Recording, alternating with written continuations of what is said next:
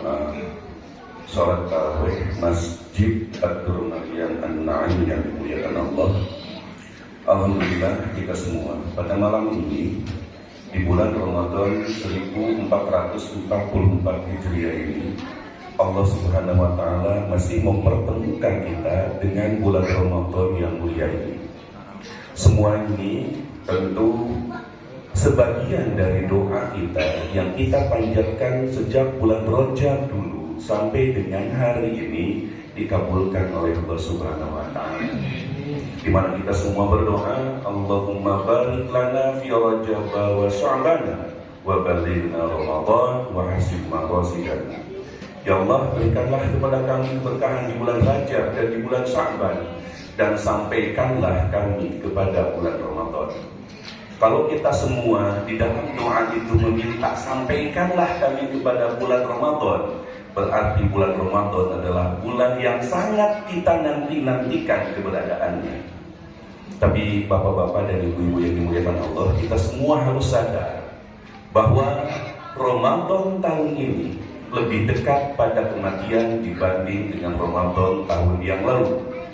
Tahun yang lalu ketika pertama kali saya berbicara di sini, tahun lalu nih, di hari pertama saya berbicara seperti ini, bahwa Ramadan tahun ini lebih dekat kepada kematian dibanding dengan Ramadan tahun yang lalu. Kalau Allah Subhanahu wa Ta'ala akan memberikan umur kepada kita 60 tahun, tahun ini sudah 58 tahun, berarti jatah umur kita tinggal 2 tahun lagi. Tahun lalu jatah umur kita tinggal 3 tahun lagi.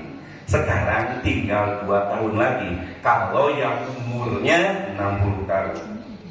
Tapi kalau yang umurnya 58 tahun, hati-hati, mungkin hanya tinggal hitungan hari, hanya tinggal hitungan minggu, hanya tinggal hitungan bulan, atau mungkin setelah tarawih kita malam ini, inna lillahi wa inna ilaihi raji'un, dikabarkan salah seorang di antara kita menghadap Allah Subhanahu wa Ta'ala. Maka mari kita jadikan Ramadan tahun ini sebagai Ramadan yang terbaik buat kita, karena belum tentu tahun depan kita akan bertemu dengan Ramadan. Kita berharap kepada Allah Subhanahu wa Ta'ala di bulan yang penuh berkah ini. Maka di dalam doa tadi, hari di bulan Rajab dan di bulan Sya'ban minta diberkahi. Nah, hari Ramadan minta diberkahi, karena di bulan Ramadan masa dalam rupanya berkah kumpul. Setiap detik, setiap waktu, setiap hari, setiap minggu, setiap bulan KPH berkah kumpul di bulan Ramadan. Tapi jangan salah memaknai berkah. Berkah itu ziyadatil khair, tambah-tambah kebajikan. Jadi agar bulan Ramadan kita berkah, kebaikan yang kita lakukan harus selalu bertambah dari hari ke hari. Kembali lagi, karena kita tidak tahu tahun depan kita masih bertemu dengan bulan Ramadan, mari kita jadikan Ramadan tahun ini sebagai Ramadan terbaik buat kita. Kita berdoa, kita meminta kepada Allah Subhanahu wa Ta'ala, jika ada perbuatan-perbuatan mubah yang kita lakukan di bulan Ramadan ini, kita minta kepada Allah Subhanahu wa Ta'ala agar mendapatkan pahala sunat.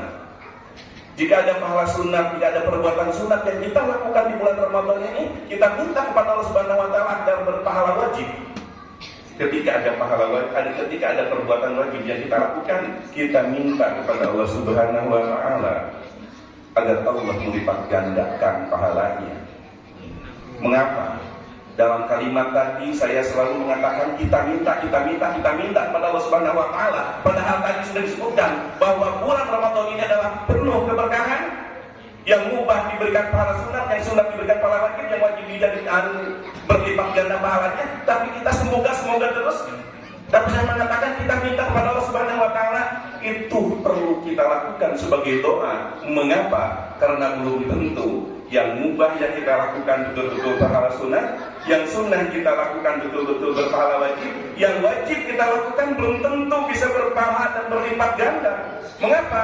Karena di situ perlu imanan wahtisaban. Jika tidak ada imanan wahtisaban, maka bukan hanya puasanya yang harus iman dan wahtisaban, bukan hanya qiyamul Ramadan atau qiyamul lail yang harus imanan wa ihtisaban, tetapi seluruh turunan dari perbuatan-perbuatan tersebut harus imanan wa ihtisaban. Imanan itu kita meyakini bahwa puasa yang kita lakukan, bahwa qiyamul Ramadan atau qiyamul lail yang kita lakukan ini adalah benar-benar atas perintah Allah Subhanahu wa taala. Wa ihtisaban, kita mengharap hanya ridho Allah yang kita dapatkan ketika kita melakukan semua itu. Benar, as-shaumu li wa ana ajzi bihi. Puasa itu adalah untukku dan aku yang akan memberikan pahala atas puasa-puasa yang kau lakukan.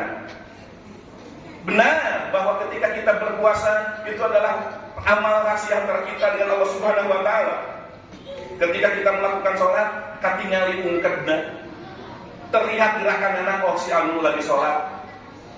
Tetapi ketika seseorang berpuasa, kita tidak bisa melihat bahwa bagusnya puasa seseorang itu karena seringnya meludah di siang hari, atau karena terlihat sempoyongan, lemas, tak berdaya. Kita tidak bisa melihat dengan itu, karena bisa saja baru saja menghabiskan satu batang rokok dan segelas kopi pahit, kopi yoyong biasa orang Bogor, ya, tetapi berpenampilan seperti yang lemes, seperti yang leles, seperti yang memang terakhir makan di waktu sahur tadi, padahal terakhir makan jam 10 siang. Bisa jadi seperti itu, tampak lemes, ya.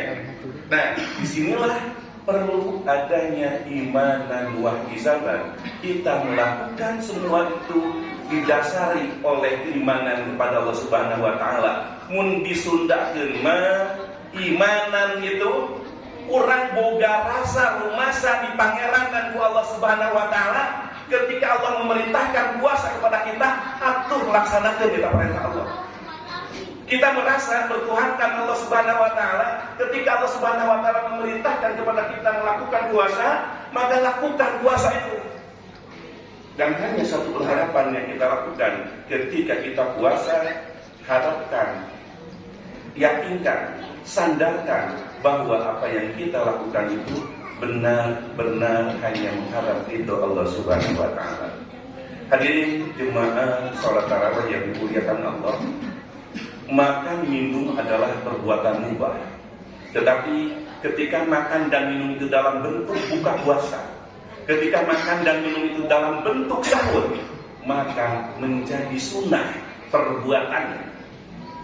Ketika sahur dan buka puasa itu adalah perbuatan sunnah, maka akan mendapatkan pahala wajib ketika kita menyegerakan buka puasa dan ketika kita mengakhirkan sahur kita. Karena menyegerakan buka adalah sunnah, mengakhirkan sahur adalah sunnah. Jadi jangan mentang-mentang lagi kuat sholat maghrib jam berapa? Sholat maghrib 18:05, ya. Jam 18:20 masih kuat saya ingin terus berpuasa, mengakhir-akhirkan buka puasa kita. Itu bukannya wajib, bahkan terkena makruh, bahkan bisa terkena haram. Ketika puasa itu menjadi risol, ketika puasa itu menjadi menyambung antara hari Kamis dengan hari Jumatnya, maka hati-hati. Ya, kalau memang sudah saatnya buka, sudah waktu berbuka puasa, segeralah berbuka. Tapi kalau maghrib itu jam 18:05, jam 16:05, jangan ujuk-ujuk buka, can waktunya ya namanya. Ulah ini istilah silkap pihelaan kujuri, ya. Mendahulukan buka puasa, jangan. Nanti 18:05 baru kita berbuka puasa. Yang wajib akan dilipat gandakan oleh Allah Subhanahu wa taala pahalanya. Sholat wajib kita, sholat isya kita, puasa Ramadan kita akan mendapatkan pahala yang berlipat ganda dari Allah Subhanahu wa taala. Mudah-mudahan kita semua termasuk orang-orang yang senantiasa diberikan keberkahan oleh Allah Subhanahu wa taala, bisa melaksanakan puasa Ramadan ini dengan penuh kesempurnaan dan berakhir husnul khotimah. Amin ya rabbal alamin. Wassalamualaikum warahmatullahi wabarakatuh.